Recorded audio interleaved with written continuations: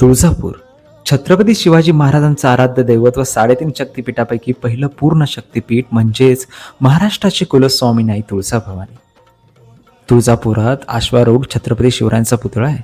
पुतळ्याचं दर्शन घेऊन श्रीमंत शहाजीराजे महाद्वारातून मंदिरामध्ये प्रवेश केला. समोर मंदिराचा कळस होता. देवीसाठी गुलाबाचा साज घेतला. आजूबाजूला परिसरात देवीचा गोंधळ चालू होता. देवीची पूजा चालू होती. दर्शनासाठी मंदिरामध्ये प्रवेश केला. गाभाऱ्यामध्ये गेलो. श्री तुळजाभवानी रेखीव रूपात चांदीच्या सिंहासनावर विराजमान आहे. मस्तकावर सोन्याचं मुकुट, कपाळावर हळदीचा मळवट, त्यावर कुंकू, नाकात नथ, गळ्यात सौभाग्य अलंकार असा देवीचा साज. देवीचं मनोभावनेनं दर्शन घेऊन बाहेर पडलो.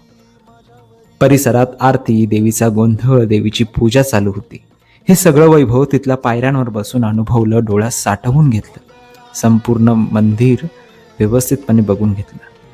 आजूबाजूच्या परिसरामुळं नवचैतन्य, नवीन ऊर्जा व शांततेची अनुभूती झाली. व हे सगळं अनुभवून, हे सगळं डोळ्यात साठवून परतीच्या प्रवासासाठी राजमाता जिजाऊ महाद्वारातून बाहेर पडलो.